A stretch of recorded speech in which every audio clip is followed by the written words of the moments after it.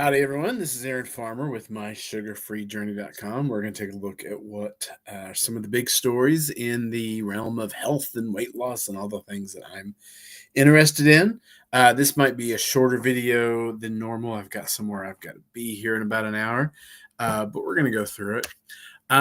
First story I want to start off with was there's a surgeon. Actually, I should have got her name. I didn't get her name. But she did a little video. Oh, her name, Dr. Elisa Beth Potter. Thank you, Dr. Elisa Beth Potter. I appreciate you sharing this with us. And she gave us an insider's view of what is causing the a big jump in the price of our healthcare. And if you don't know, Obamacare was supposed to solve a lot of these problems, from 2008 on, but it didn't. It has the price of our healthcare has gone up and up and up, even though we have Obamacare, which is something close to socialized healthcare. I honestly, I don't know what exactly Obamacare is. It just seemed to make everything worse. And, again, I root for things that will make Americans healthier. So I was rooting for Obamacare. If they were going to pass it and it was going to work, great. It doesn't seem like it did the things that it said it was going to do, unfortunately. So I wanted to read this person's statement to you, and then we'll take a few minutes to discuss it. So this is her statement. When the Affordable Care Act was passed, it established medical loss ratios.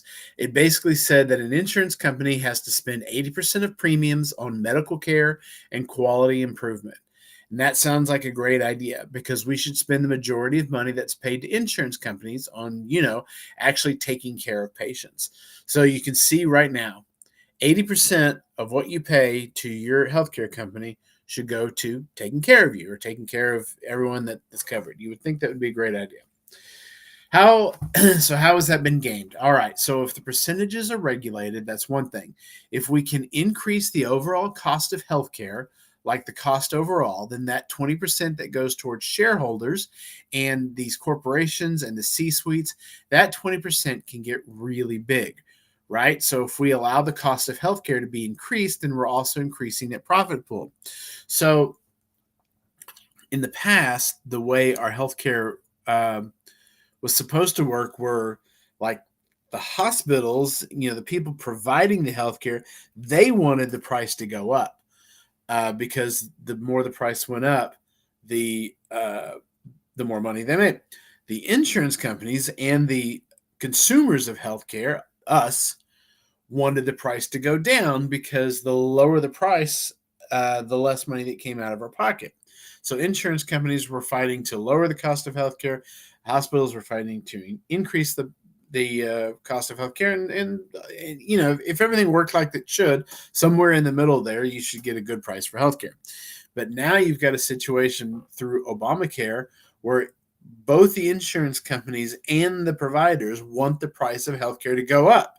Because if both people want the price to go up, both people are making more money, which is nuts, right? Yes. So she goes on. All right. So how's that been done? Well, it's been through vertical integration. So some insurance companies own, not only the insurance, but also the doctors who are providing care. Remember that United Healthcare is the single largest employer of doctors in the United States. So they own the doctors, they can own the pharmacies, they can own all the subsidiaries that also help provide care.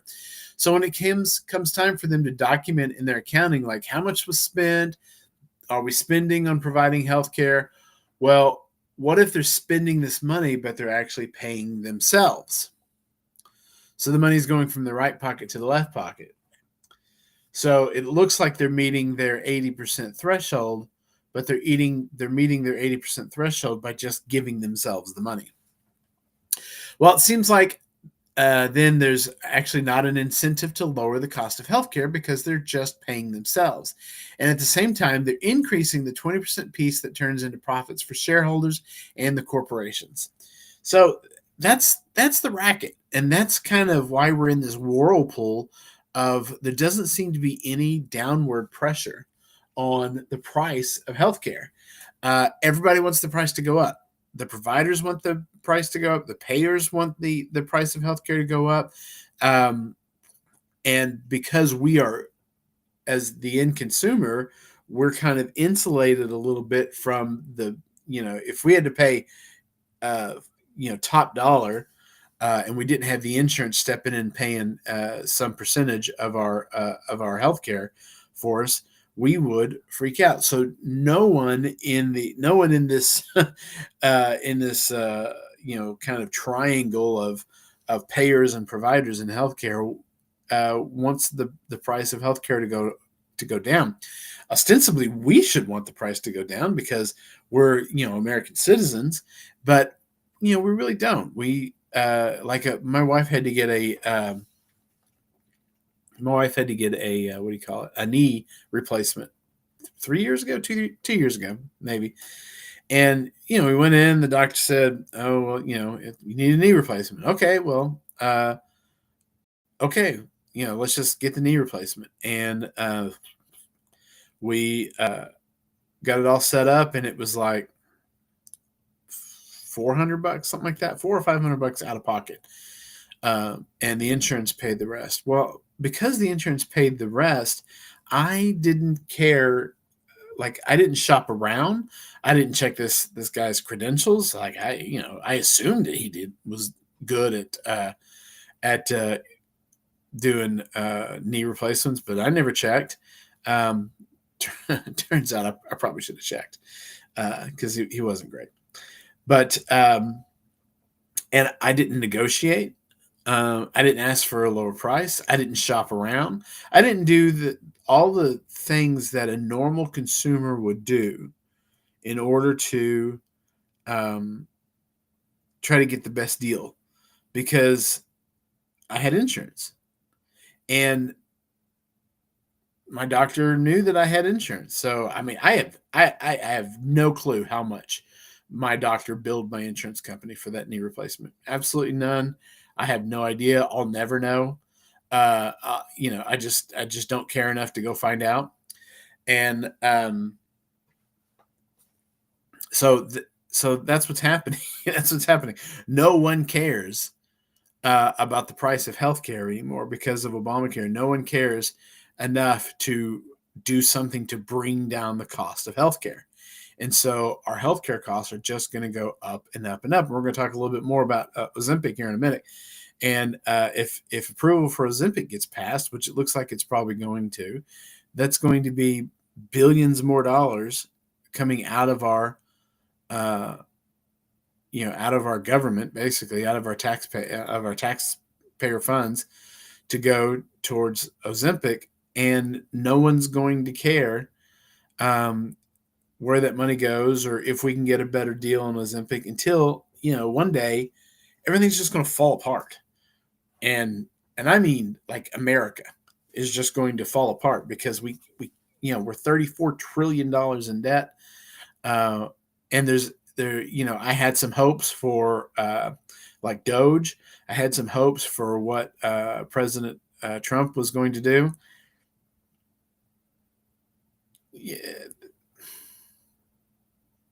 Yeah, it's not going to happen. He's going to raise the debt, just like the debt would have been raised if we had elected a Democrat. I think we're at a place as a nation where there doesn't seem to be any way to restrain spending. I mean, I really thought, especially with Doge and the efforts that the Trump team were going to do to kind of get spending and waste, fraud, and abuse under control. I thought this was going to be our one shot at getting it done, and I don't think they're going to get it done. Which is, whatever. And I could be wrong, but I've looked at some of the details of this big, beautiful bill that just passed the House and has to go to the Senate. We'll see if it passes there, but um, I don't know. I guess we're just going to keep spending until the wheels fall off. But healthcare is healthcare is going to be one of the things that breaks us. It's going to be Medicare, Medicaid, and our defense spending. Those three things are going to break us in half as a nation. One of those things is going to have to go away. Probably two of those things are going to have to go away. We're going to have deep cuts in Medicare, deep cuts in Medicaid, probably deep cuts in defense spending, and shut every base down around the world and bring all of our soldiers home and just focus on America for probably a decade to get this back under control. And of course, that'll never happen. So whatever. All right, let's move on. I wanted to talk about, so Tucker Carlson. And this is not political, so you don't have to click away. I think I've reached my political quota. But he had Ron Johnson on his podcast. Actually, just listened to it about 2-3 hours ago.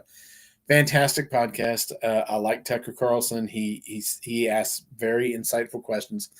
But the part of this interview that was interesting, for what I do here, was he talked about his acid reflux. This is something that my wife dealt with for many years, and some of the things that he mentioned in his interview, were some of the things that we had to kind of find out on our own. So he had this massive acid reflux problem, and you think, and this is kind of what you're taught, is that you think if you have acid reflux, it means that you have too much stomach acid. You have too much stomach acid, and it's just bubbling up, and that's it's coming up, and you got to get rid of the acid. So you're all constantly taking antacids, and you're trying to do things to lower the amount of acid in your stomach, taking Pepcid AC and Zantac and all that other stuff. And what Ron Johnson found was interesting. So just to back up, what he did first was he started asking questions. Why do Americans keep getting sicker even as healthcare costs skyrocket? And that's an important question, and it's the question that we all need to be asking. Why do we spend so much on healthcare and have access to the best healthcare in the world? Any pill that you want, we have access to. We just keep getting sicker. So that's when he opened about his personal experience with statin drugs and what happened after he stopped taking him. Ron Johnson stopped taking his statins.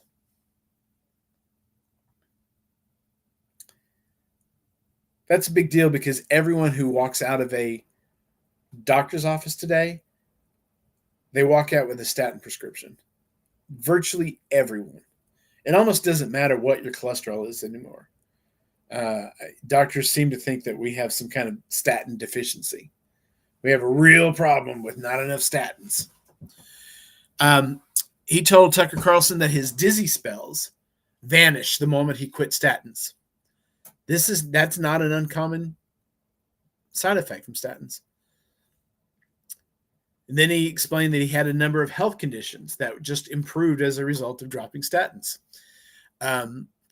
He believed that taking the statin drugs caused his sudden loss of hearing. Difficult to prove, but